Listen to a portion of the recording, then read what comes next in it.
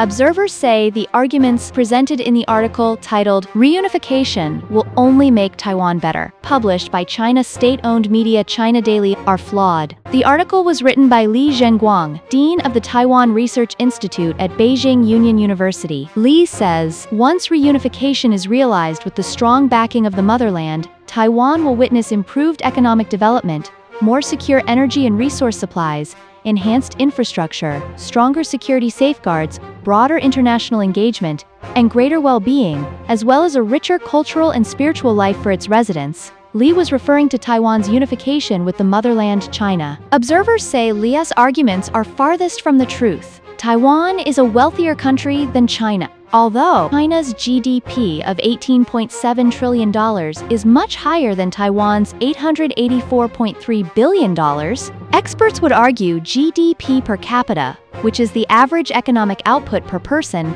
is a better measurement of a country's wealth. Taiwan's GDP per capita was around 85,000, 2.9 times that of China's 29,000, according to the International Monetary Fund. In terms of broader international engagement, Taiwan is trading with at least 25 trading partners, which included G7 nations, which collectively account for 25% of the global GDP. China, which accounts for nearly 20% of the world's GDP, is Taiwan's second-largest exporter. Observers say Taiwanese are enjoying a rich, cultural and spiritual life as compared with China. In ASEAN International's Religious Freedom in the World 2025 report, China was listed as one of the 7 countries that persecutes religious freedom, driven by authoritarian state control. Taiwan is not named as one of the countries that either persecute, discriminate, or under observation for religious freedom. Numerous human rights groups, the European Parliament and the US have called out the Chinese Communist Party, CCP's persecution of religious and spiritual groups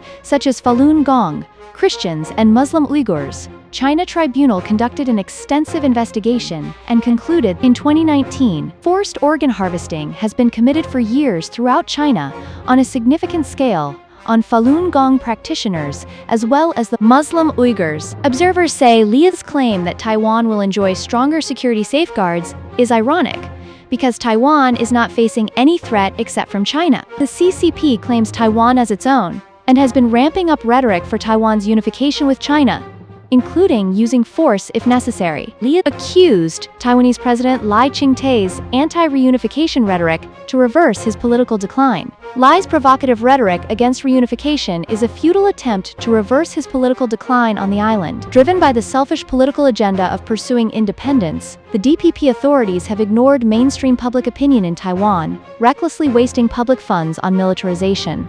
A report by the Global Taiwan Institute reveals that Lai's focus on anti-reunification did not improve his approval rating, which declined to 33% from 54.4% in May. Many observers argue this decline reflects voter fatigue, with Lai's repeated emphasis on a narrative of resistance to China, as opposed to focusing more on pressing domestic issues, such as the economy and people's livelihoods.